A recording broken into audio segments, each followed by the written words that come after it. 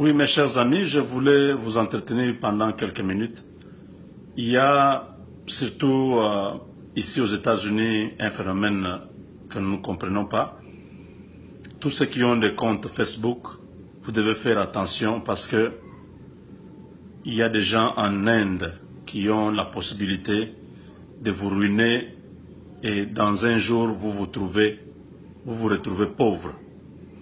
Il y a un ami qui a connu une situation, des gens qui ont bloqué son compte Facebook. Quand il appelle, il entre en ligne pour chercher le numéro Facebook, il a écrit Facebook Customer Service, c'est-à-dire service clientèle, et trouve un numéro là. Quand il appelle, ces gens-là se présentent bien de Facebook, et ainsi de suite.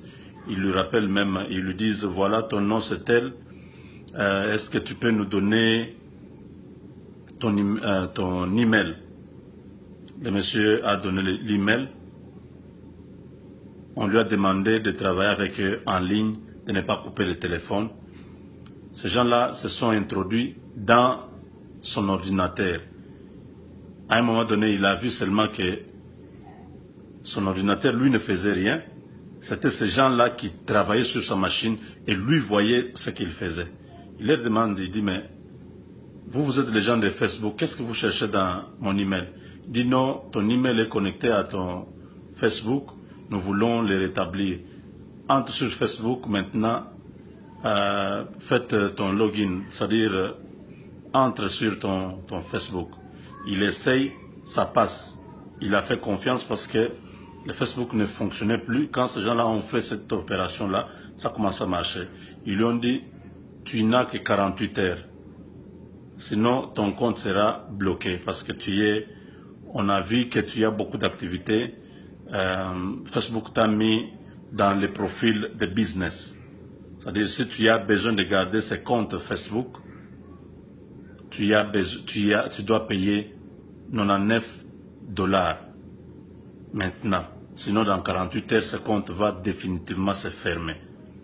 Le monsieur, comme il aimait beaucoup son compte Facebook, et il avait beaucoup d'amis, il faisait beaucoup d'activités avec les gens en Afrique, ainsi de suite. Il a dit, bon, maintenant je fais quoi? Il dit, bon, nous allons prendre le paiement, est-ce que tu as l'argent sur place? Il dit, non, j'ai une carte. Il dit, ok. Entre sur ces sites, tu fais les paiements. Ils lui ont donné les sites, c'est cirque quelque chose comme ça.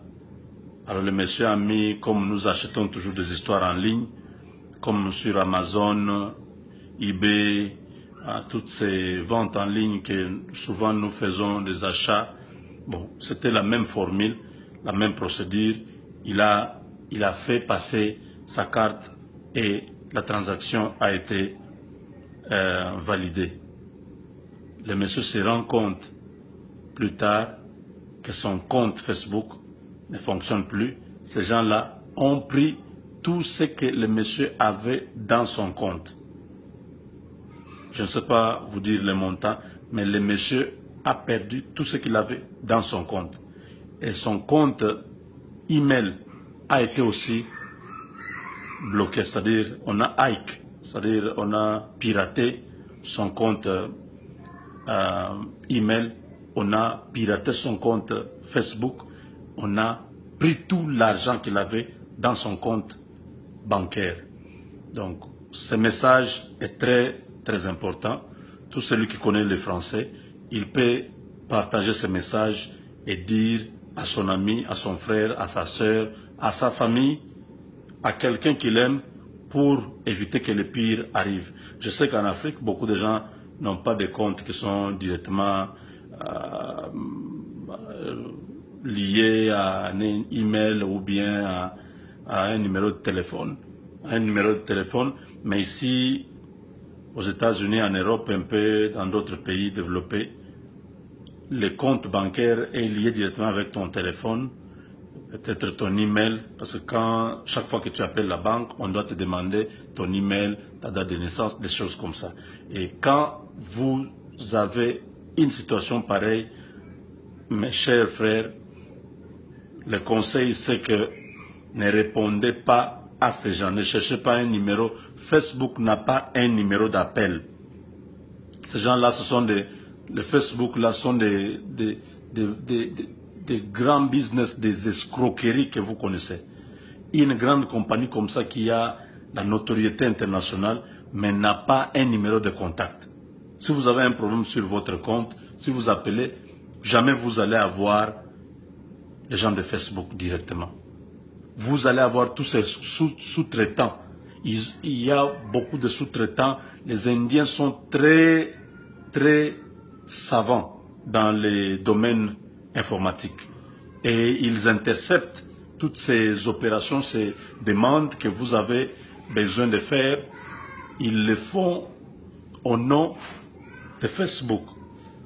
Et ça devient, vous avez l'impression que c'est eux. Ils vont faire tout, ils vous donnent l'impression que tout marche. Cependant, c'est du bluff. Vous allez regretter. Voilà le petit message que j'avais partagé au maximum et que chacun puisse rester sur sa garde.